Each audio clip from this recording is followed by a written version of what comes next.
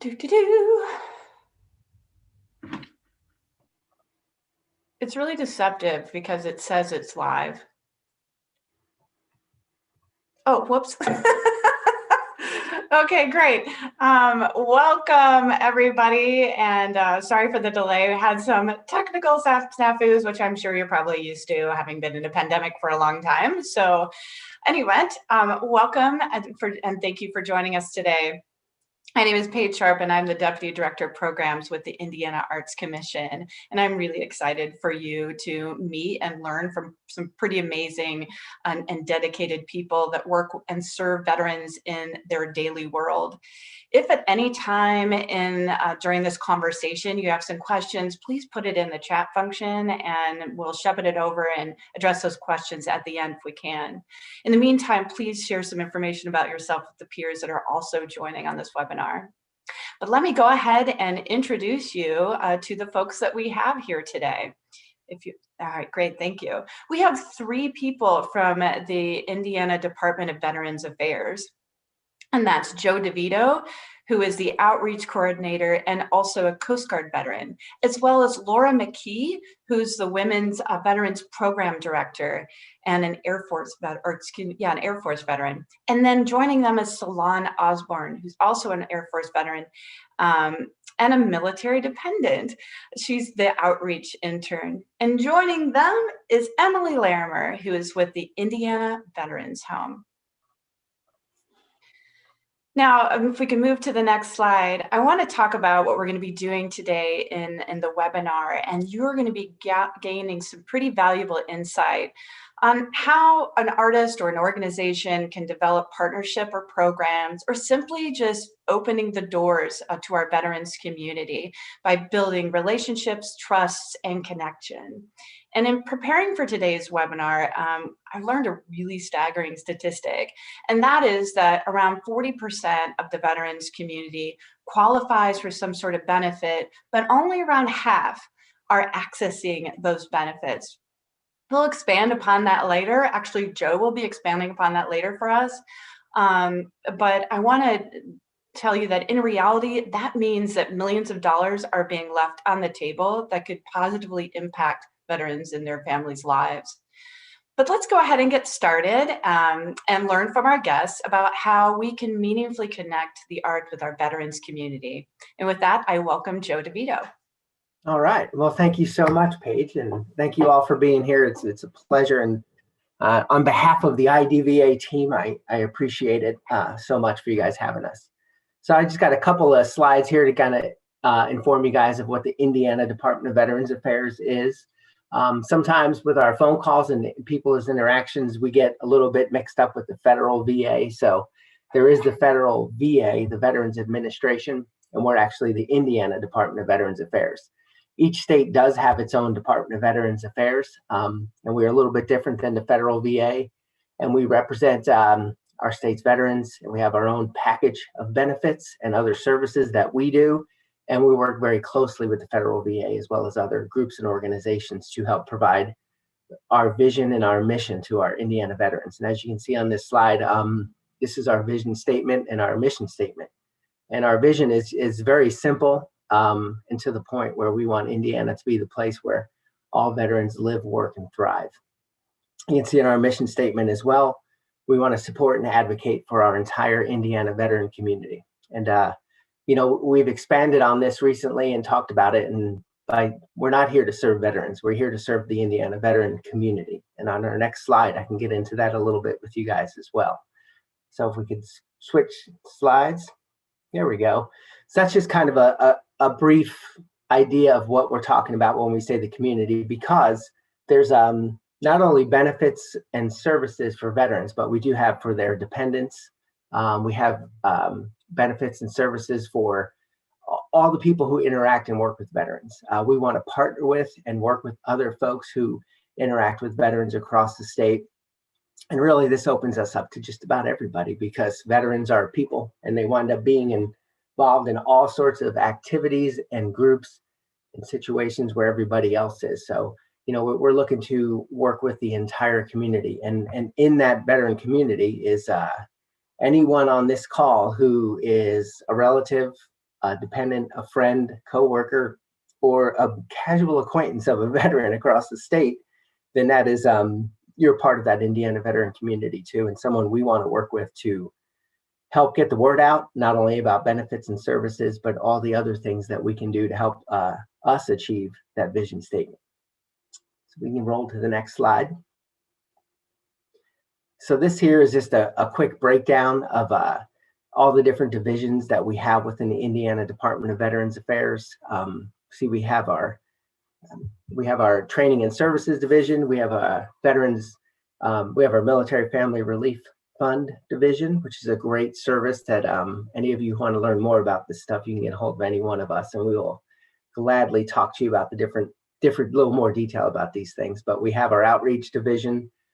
We have a legal and legislative division. The SAA is actually a division of the IDVA that works with our GI Bill partners. So they help approve all institutions that are qualified for veterans to use their GI Bill with.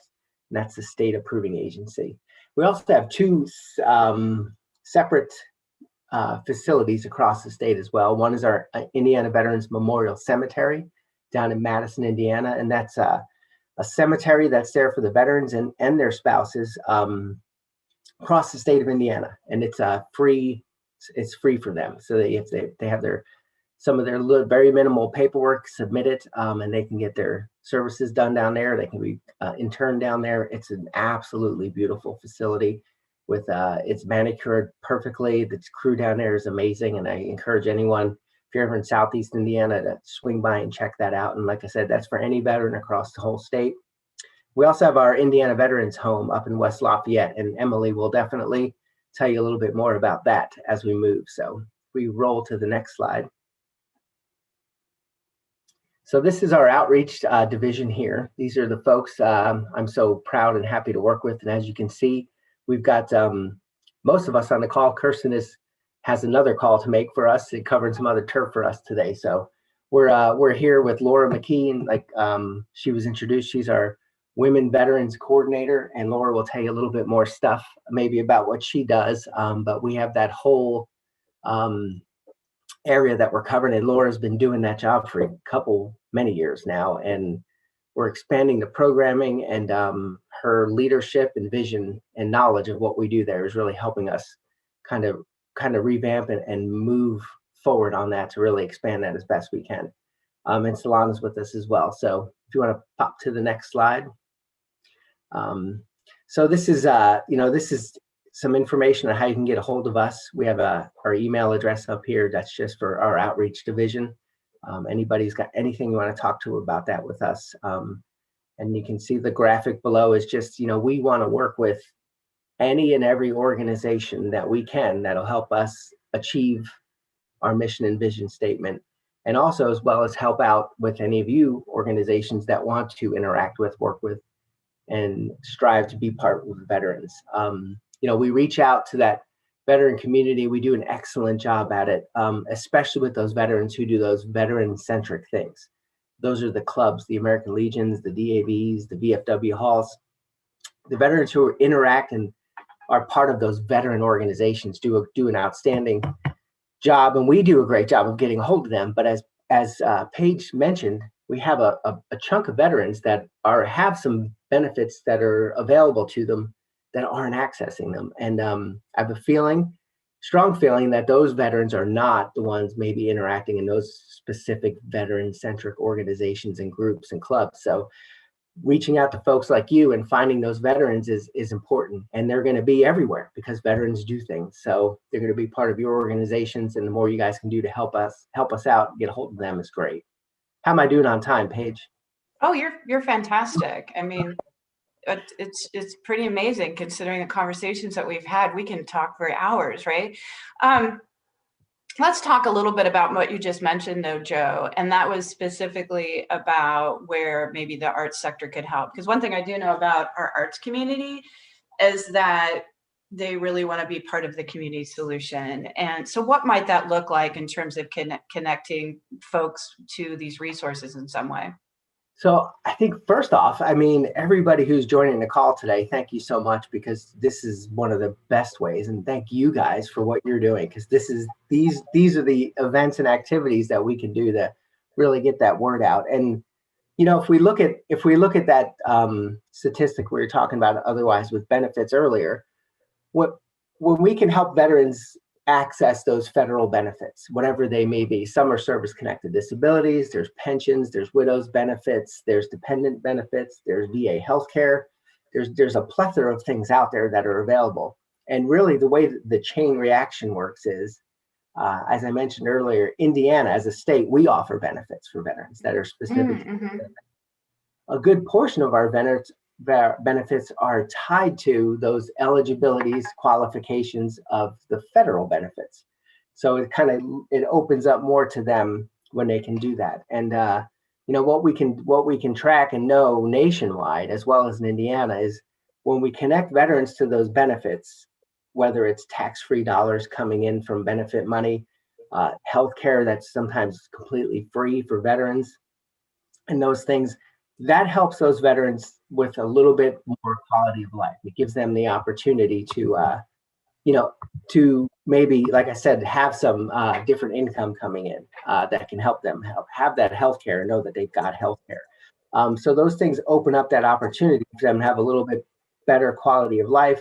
And then down the chain, as we flow, that also gives them an opportunity then within their communities to look for more extracurricular activities or other things to do and groups to join in, and look for opportunities like possible other therapies, art therapy, joining an art club, expanding or checking out their artistic nature and wanting to see what's going on. So, it really kind of full circles all the way around where we're all working together. And, we want to make sure that, anyone who's interacting with veterans in their groups, hey, did you ever look into your benefits? Hey, call these people. You got our number, just have them call us. We can hook them up with our network of county veteran service officers. We've got every county in the state, we have a county veteran service officer. Mm-hmm. I'm in the Washington County Veteran Service Officer's office right now. There's a district meeting I'm speaking at later. So okay. I'm camping out here. Yeah. So you guys are kind of located all around the state, it sounds like. And let me kind of think about a real example in a couple different locations. I mean, obviously you have a pretty strong presence in Indianapolis. So let's say that the Indiana State Museum would be like hosting a big event that's open to the public, which you would say that many of those folks may be from the veteran community. Hearing you, it's not just the veterans themselves, it could be their families. Now, is this something where they could reach out to you and say, hey, and welcome you to come, maybe have a booth at the event or have information available? Is that something that you guys would do? Absolutely. We definitely want to engage in any activities we can. And like I said, they don't have to be veteran centric. If you have an opportunity, an event or something where there's a lot of people, there are tables or booths, we definitely want to come and be a part of that. We also want to be able to utilize Kirsten's skills, salon skills that we're really developing and expanding our social media footprint.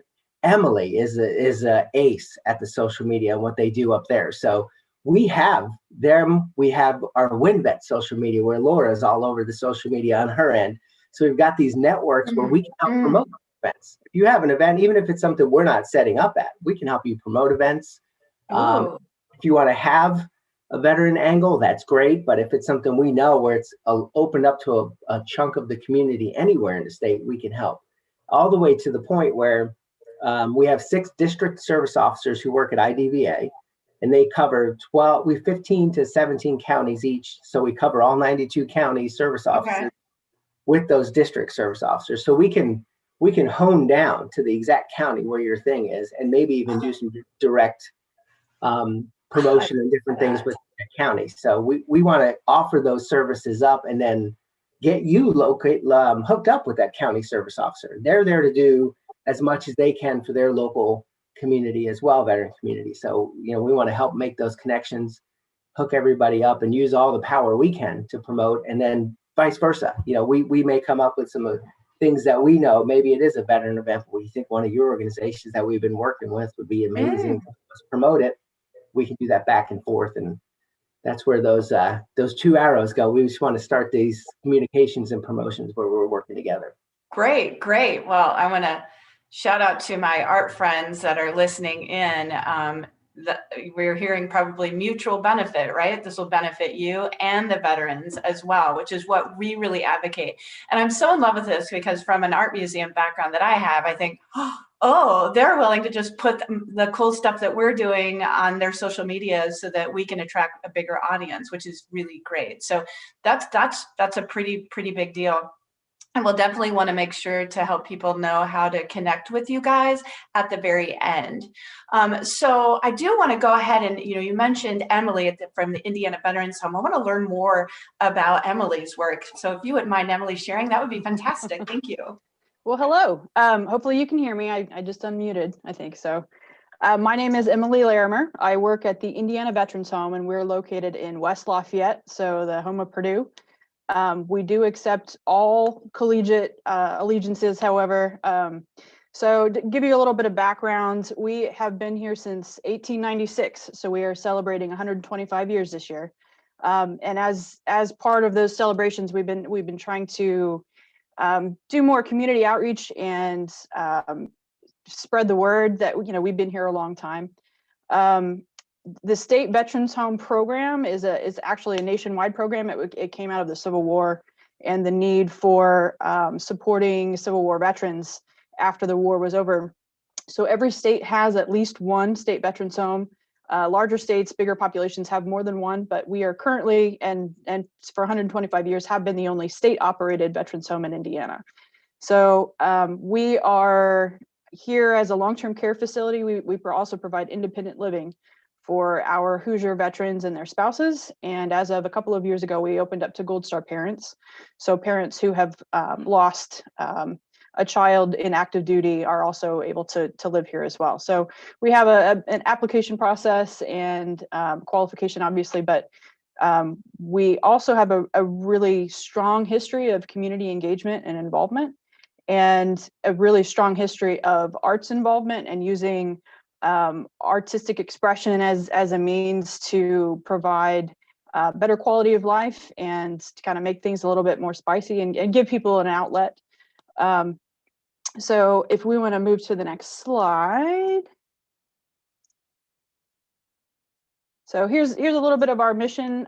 Basically, we are here to provide compassionate healthcare for veterans and their spouses and Gold Star parents. And again, we're a long-term care facility, so we fall into the same rules as a community nursing home, but we are really focused on our veterans here and have a really strong veterans community. In non-COVID years, last year was a little bit different for us, but typically we have a really strong volunteer network and a really strong community of folks that support us locally and from statewide, which would include those veterans groups that Joe discussed. American Legion and the VFW, DAV and AMVETS are the big four. Those are really active groups here at the Veterans Home, and they'll adopt a veteran or they'll adopt a spouse and do communications and birthday presents and stuff like that. So we have a really strong support of the veterans community. If somebody comes here, they're going to have a built-in community of folks who understand what it's like to have served and to have been in this community that Joe's talking about pretty specifically themselves. They can go live in a other nursing home somewhere, and they may be one of 2 or 3 veterans, and the focus isn't going to be on their service and support of that, and that's fine. But if they want a stronger community of veterans folks around them, then that's what we're here for. So, and we'll go to the next slide, please. A little bit of more information about us. We currently have 120 residents. We typically average somewhere around 200. We had to close admissions for a little while with COVID, but we're happy that seems to be kind of calming down so we can get back to the fun part of being a long-term care facility. We currently, and as part of our quality of life activities we provide for our residents, we have our recreation department does a lot of artistic and creative expression type activities as a regular part of their daily work with our residents.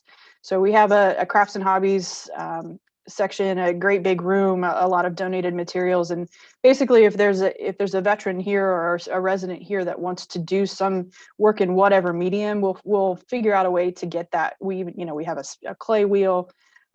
We've got all kinds of fun stuff here that they use and are able to do that as part of their typical activities.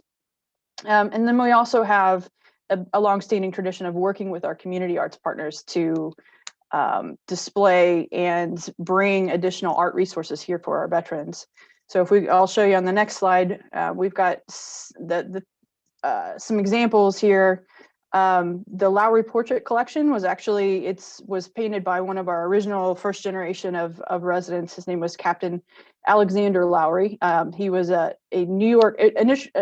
initially a New York based landscape artist that when he came here, the rumor has it he was a bit of a handful, and part of their work with him was to provide him the resources to have some creative expression. And he ended up painting nearly 160 or so. I think he considered 150 of them to be finished, but they are military figures and typically Civil War, the Northern Army generals, captains, and that sort of thing. So we believe it is the largest collection of Civil War artwork, and we have that here at the Veterans Home. It was donated to us from him and his family. So that's a really expansive collection and one that it's been displayed multiple times throughout the state. Our most recent display was at the Fort Wayne Museum of Art a few years ago. They did a really great display for us, and that was a really fun and cool community arts partner sort of interaction and a way to share our artwork with the community so they could see it for folks who typically aren't on their way to the Veterans Home on a regular basis. Additionally, we have the Fallen Soldier Monument, which is a 30-foot tall bronze statue that was welded together by an Indiana artist. His name was Mark Kuzma, and he chose the Veterans Home in large part because of our residents here. And we also have 24/7 security, so that helped as well. So we use that as a back piece for quite a bit of our outdoor events, and it's a really cool figure, location to share with people to come and do some remembrance.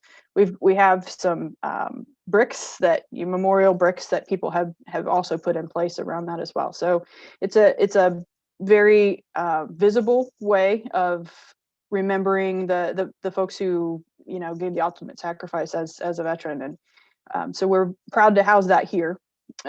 Additionally, we have 4 pretty large, I would say 5-foot by 7-foot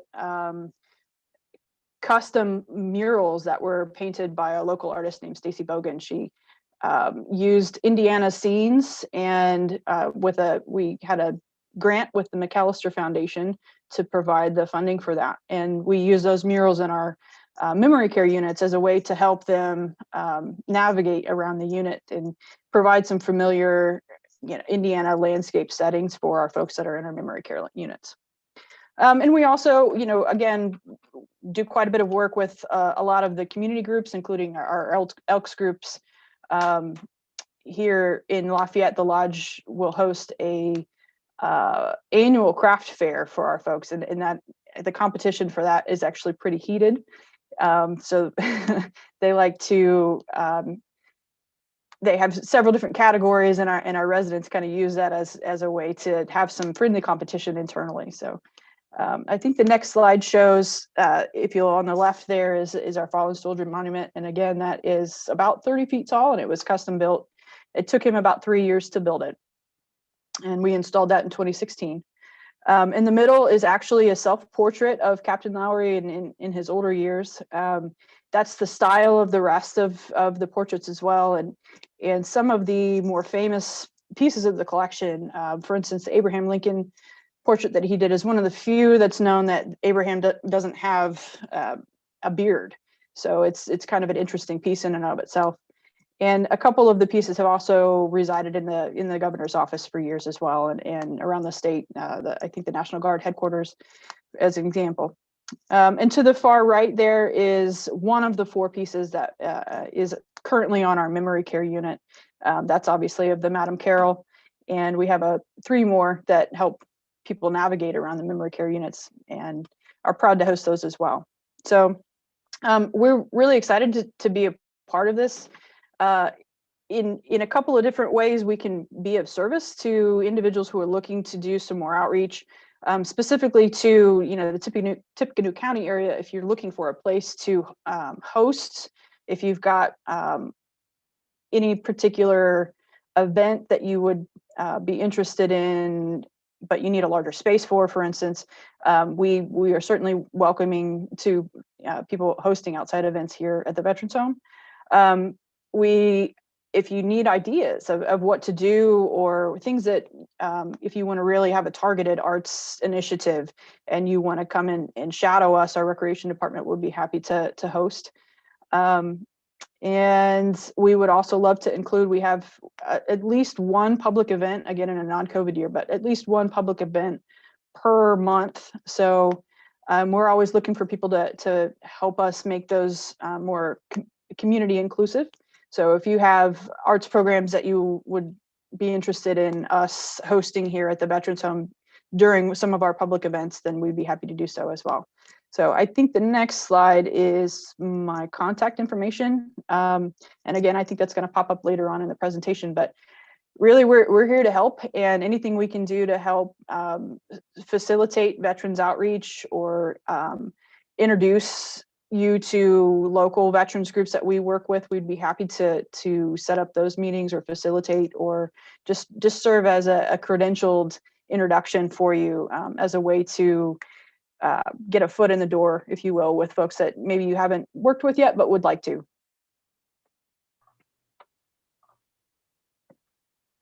That is really great, Emily. It's so nice to hear that you guys are such a willing partner, and I think that really communicates how much value you place in the arts and veterans. And that said, how have you seen the creative arts impact the lives of veterans? Broadly, or maybe a specific example. I think just for quality of life for our individuals on a regular basis, weekly, daily, however often they want to participate in our arts activities here, it really gives them something to look forward to. And we can tailor our activities to their skill set and to their, their knowledge base, or even sometimes physical impairments if we need to do that as well. So it gives them a way to have some expression, and especially in a long-term care setting. That's really important as far as, state of mind and looking forward to, what am I going to do tomorrow? I'm going to go to Crafts and Hobbies and I'm going to make a clay statue, or whatever it is that they really enjoy. And then additionally, I mean, as you guys can speak to, I think, more knowledgeably than me, but just having artwork around and having that connection with the community and having installments that people can look at and enjoy themselves is also really important. So our work with community groups of all types, but especially art groups, has been really important for our campus, and making sure we have some very interesting pieces for people to engage with on a regular basis.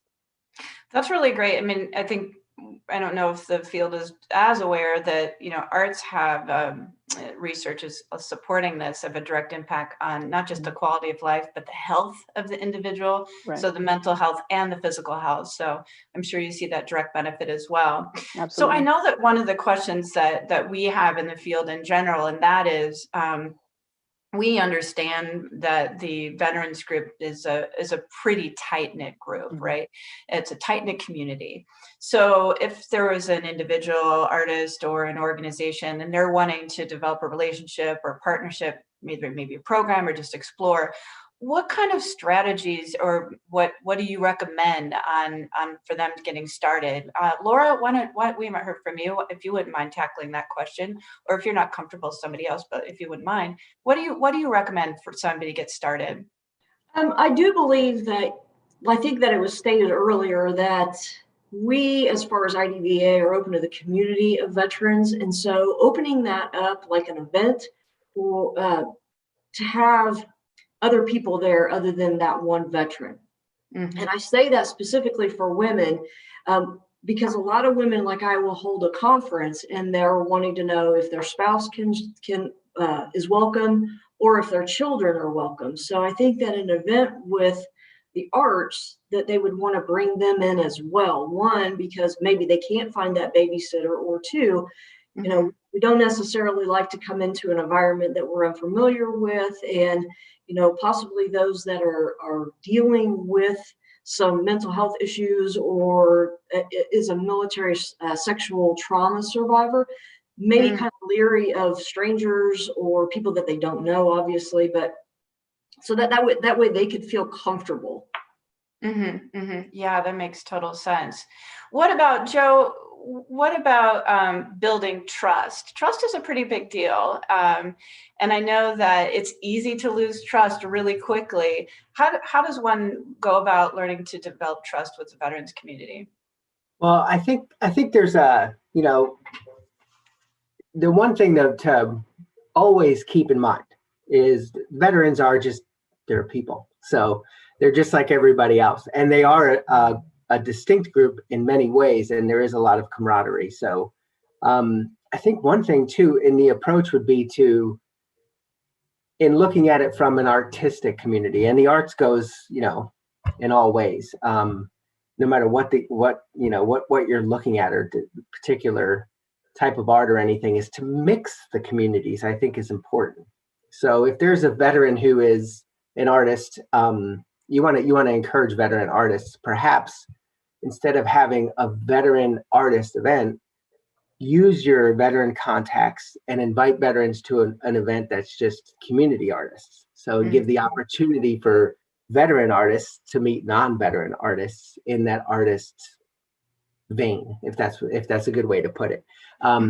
Hopefully that makes sense. So, you know, even as I could see possibly a veteran who's an artist may not be as comfortable maybe bringing some of their artwork to the American Legion Hall where their buddies are and their other veterans, especially if he or she's the only artist amongst that group. But if it's other veterans and other artists at a mixed event where other people are bringing their art, I think they might be more comfortable. That might be one way to look at that. So to kind of include veterans, and not just with the artists, but include veterans with other community activities. So maybe not solely segregate just veteran specific type of events, but in that, under that as well, we had talked a little earlier when we were prepping for this. I think Laura or Emily brought it up, was that, you know, the messenger is important a little bit too. So when you want to communicate to the veteran community, whether it's to invite them to a community event, or you want to maybe get to know some veterans locally, who you use to do the initial communication is probably pretty important. And that goes back to the trust thing. So, you know, veterans, no one will give anybody more guff than one veteran to another, especially when it comes to branches of service. It's one of the favorite things we like to do. But in the end, all veterans really stick together. So that's something we would love to help with too. If anybody feels like they want to engage with any specific or general veteran community, between Laura, you know, Emily's connections, everybody we have, our district service officers, and then the network of 92 county service offices, you know, we can probably help facilitate the initial meeting and provide that trusted messenger. That's really a high value. I think what I'm hearing a lot from both of you is being very inclusive of the veterans community, not just think about siloing them in particular one thing, but, you know, this is what we're doing, and veterans can come alongside. And then speaking, kind of reiterating what you said, Laura, and correct me if I'm wrong, I'm hearing that, you know, recognizing what their broader needs might be, that to be able to be opened up to the family also come alongside, and so maybe even asking, what are your needs? How can we meet your needs as well when we're doing that warm handoff and that connection potentially? Does that sound like a fair assessment? Certainly, it does. I'll hold conferences, and it's specifically for women. They do enjoy that. However, at the same time, like you say, we're people too. We love to interact. We love to tell our own stories. And through art, I think that we, as far as women veterans, do that. And I think that, yes, you have to look at the broader aspect of why is that person actually doing that? Yes, they're talented, but at the same time, it's therapy for them. I know that when I was talking with a woman veteran, and after COVID had hit, a lot of her peers or people that she was having art therapy with said that the VA stopped with their therapy. So, but they continued on. They have, they established their own, therapy in the means of they just continued. They had a lot of time on their hands. And so I think that, bringing back to that, what you're asking, yes, bringing it out to the broader perspective and their needs and why they're there in the first place. Absolutely.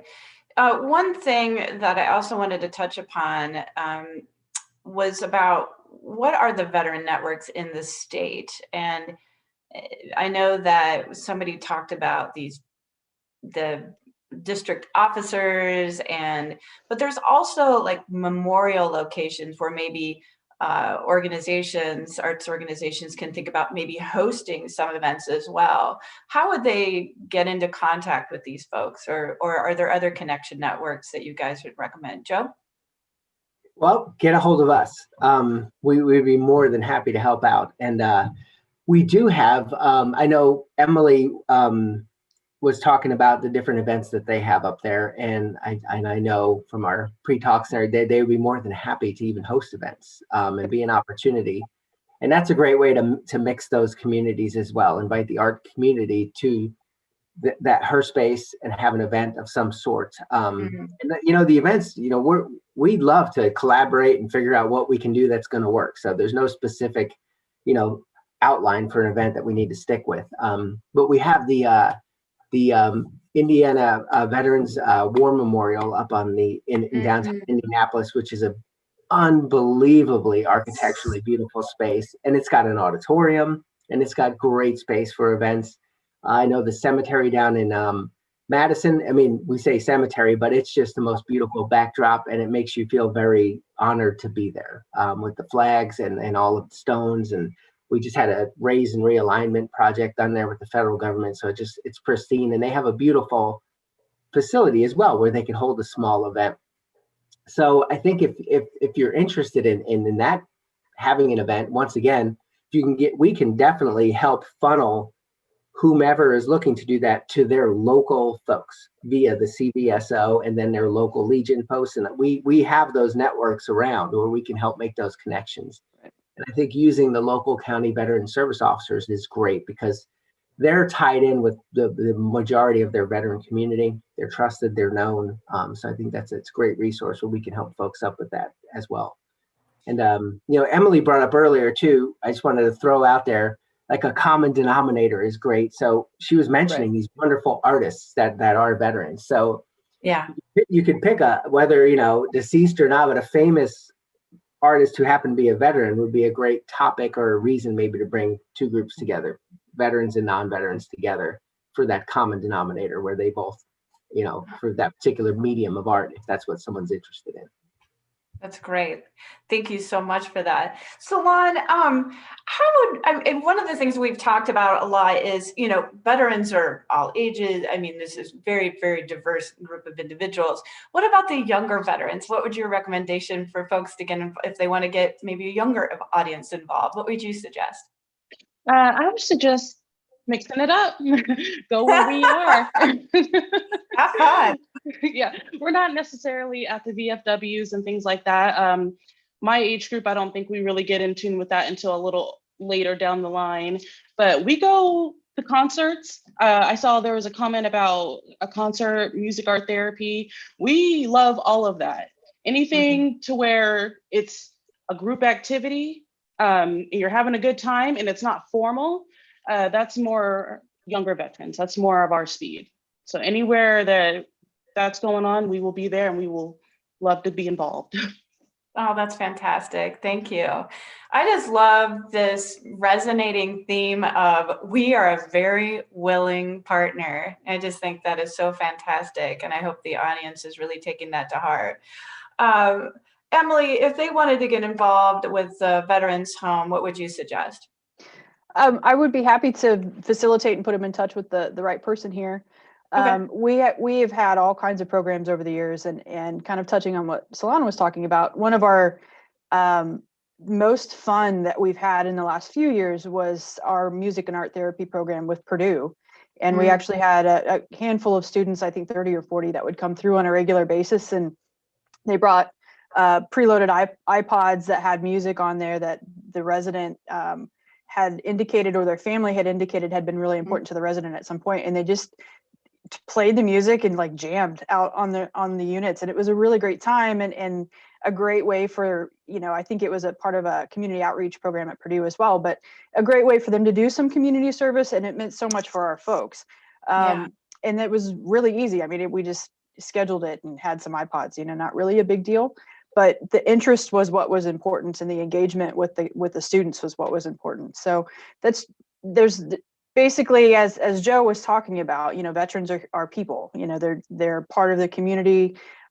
They want to do things that are a part of the community. So I think we focus really quite a bit on community engagement, because we don't want them to feel like once they come here, they can never leave. Like the Veterans Home here is here to support their living services, their activities of daily living, but they still want to be a part of their community. They still want to engage with kids. They still want to see, their buddies that are not living here as well. And the more we can partner with, standard non-veteran community services to provide an outlet for them and a gateway for them, that we'd be more than happy to do so. And touching base back on, veterans kind of needing a little bit of a trusted person to introduce. I think it's just more of a trust gateway that we all have. It means more if it's coming from somebody that you've interacted with in the past. So again, we developed those networks ourselves just as a way to provide services for our own veterans. And if we can help you get in touch with them here, we'd be more than happy to do so. Wonderful. I have a jargon alert for the folks that are tuned in, especially if you're going to be writing a grant application, and it's called CrossSector Partnerships. So let's say that you want to apply for something for funding to help bring your arts to veterans. That was what we would call a cross-sector partnership. You might have seen that in something. One of the questions that has come in the chat, and I just love to hear that we have a lot of librarians on the call, because libraries are all across their state and they're such a valuable resource, and they're wondering, how they can help. What are some suggestions that you might have for our library community on how they might connect with the veterans community? I have one. Oh, yay, Laura. We're going to be having an art show at our veteran service organization, and that could be like a display of maybe a full month, like say November, of a display of veterans in your community, and just like have the artist featured, or many of the artists featured, as far as who they are, when they served, what era they served, what branch they served, maybe a story, where they're from, where they served, and just kind of attach that to their artwork, so that one, it brings the community into the veterans world, and vice versa, and other veterans can also, relate and see that. That is such a great idea. And I know that some libraries even have a dedicated space for an exhibition, which would be even, again, a great time to connect or partner with the veterans community, and then let them know about the resources that are available to them that they may be missing out on. Want to connect those too. And I was hoping specifically you would bring up about that show, because I was like, oh, that would be perfect for a library. Joe, you just unmuted yourself for a brief second. Was there something you had to add? I was going to jump on that as well and say, libraries are great locations to have an event too, because it's with no negative term, it's a neutral site where you can get veterans. Some veterans belong to the Legion, the VFW, and different organs, but it's a neutral site where if those veterans that we're trying to reach that maybe don't do those, maybe they don't want to go to that club, but an event at the library is a neutral place where most everybody in the community knows where it is. everybody in the community needs to be there and see what's going on. A lot of people maybe haven't been there in a while, so we love the opportunity to bring people to them. But it's a great place to have an event or something that we could, one of these, whether it's veteran centric or not, that we want to invite, try and encourage veterans to go to. We would, it's a great place to have an event. Oh yeah, absolutely. Or even a program to highlight a time in history that might be relevant to the library's collection, and then partnering with the veterans community to maybe bring in a speaker and illuminate to the rest of the community around this topic. So it's such a rich source, I would think, of opportunities in the library world. And then perhaps even bring in some music as well. There is an interesting question in here, and it's from a couple that one of them is a Navy veteran, and they are concentrating on woodworking now. And so they're interested in ways to create woodworking opportunities for veterans. And I think wondering how they could sort of connect. I would say I saw that in the chat, and I was hoping we Did you? Great. Yes. So reach out to us via our outreach, reach out to me on our outreach email, because it just so happens our director, Dennis Weimer of our agency, is a woodworker. And he does some beautiful stuff that his conference room table that he built is amazing. And he does all kinds of interesting state shaped, different cutting boards. And I'm trying to talk him into doing a countertop for my island in my house, but he does amazing stuff. So, I mean, he would love to hook up and discuss, and we can network and go from there. So once again, if you have an idea or something, just reach out. But those specific folks, reach on out to me, and I will hook you up with Dennis, and we can work on something for sure. Oh my gosh, you guys, this is like a dream come true where there's these immediate connections for folks. Emily, were you going to chime in? I was just going to ask if they happen to be in our area and they want to come do some workshops here. We'd be happy to host them. Oh gosh, we have a lot of interest in that sort of thing as well. And obviously woodworking requires some more specialized tools. So if that's something that a community member could bring with them, we've got plenty of grounds to put some sawdust on if they want to come join us. Yeah, and there's a lot of woodworkers throughout the state. Wherever they are, they might want to connect with your local arts center, art museum, arts council, what have you. And I remember working and doing a show around woodworking, and there used to be a magazine called Chip Chats. I wonder if that's still around. I just love that name. Oh my goodness. So one of the things about the questions that came in I thought was really interesting is different strategies for engaging veterans as a population versus engaging military families. Can you talk about that? Would there be a difference, or what does that look like? Joe, anybody? So is there a different strategy for engaging veterans as a population in general, as opposed to engaging families, military families? I think oh, go ahead, Joe.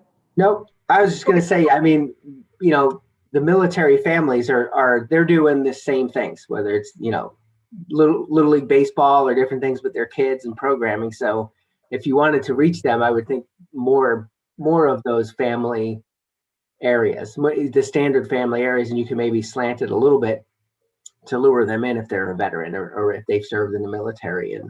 And some of those, and we were talking with Salon earlier, like the younger veteran groups, that's something else that we would love to help out with, because we talk about the Legions, the VFWs, but what we're noticing nationwide and in Indiana as well is a large portion of those younger veterans are actually, there's groups out there called Irreverent Warriors is one of them.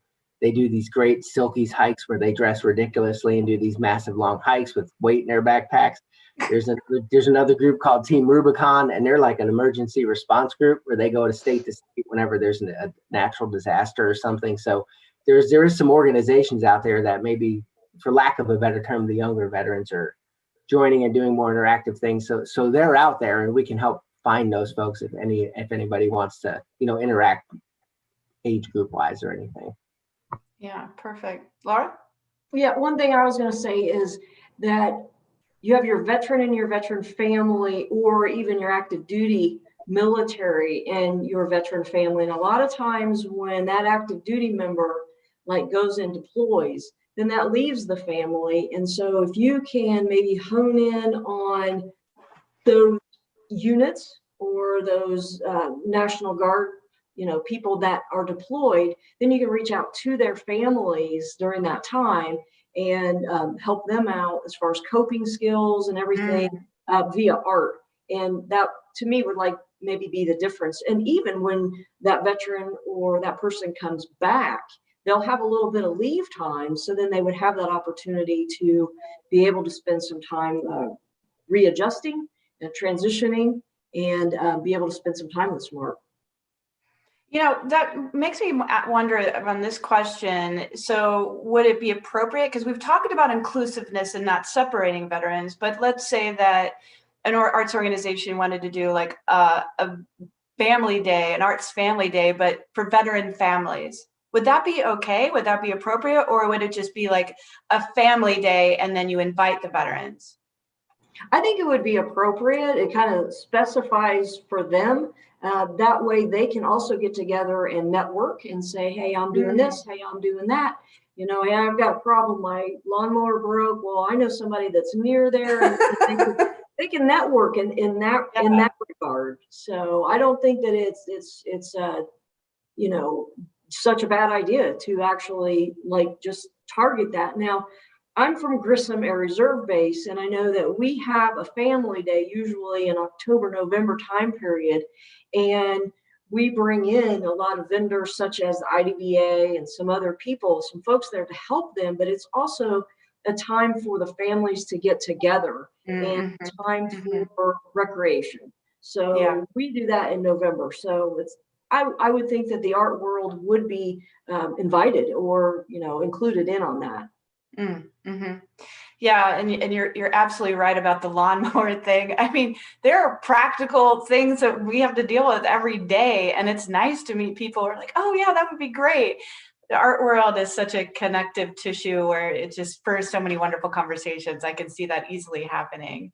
Those bases have family readiness, and if you maybe go online and look up the Grissom Family Readiness, they are the ones that are helping those that might be struggling or preventing that struggle. So if you reach out to them with their phone numbers, whatever, you can find out those times and those opportunities that may exist. All right. Yeah, and I just wanted to mention real quick too, our Indiana, I think we're now 5th in the nation of the largest, most populated state National Guard. So we have a lot of National Guard folks, and we work closely with our National Guard partners. So, we can not just veterans, but, folks who are in the National Guard currently, a lot of them have families and other things too. So that's a whole nother resource we can help tap into for any different things. And quickly, Connie, let me know, because yes, we can do programming, and I think reading with veterans would be cool. You do it with cops. Oh my gosh. They do it with cops and firefighters. We should do it with vets, and I think yes, you should. That would be great. I love that idea. Oh my gosh, I want to go. So if that happens, let me know and I will slide in. Well, we just have 1 minute. Let's go ahead and put the how to contact people slide up, if you don't mind, Stephanie Haynes, who tells me that our next webinar on this topic of working with veterans will be May 19th at 10 a.m. I know that this team has a meeting right at 11, but told folks that they'll be slightly late because I do not want to close this webinar without extolling my praises and deep appreciation to all of you. I'm sure everybody who's listening in is so buoyed to hear what a receptive, passionate group you are about, and your willingness to build relationships and partners and connect veterans community with the arts. It's just it's inspiring. I'm excited, and I can't wait to hear how it all kind of comes out with the woodworking and the library programs and more. So thank you for the folks online for participating. Contact information on the slide. We will follow up with the email. Team, thank you. You are so valuable. We so appreciate you. Thank you for having us. Thank you so much. Yes. Great. Bye, everybody.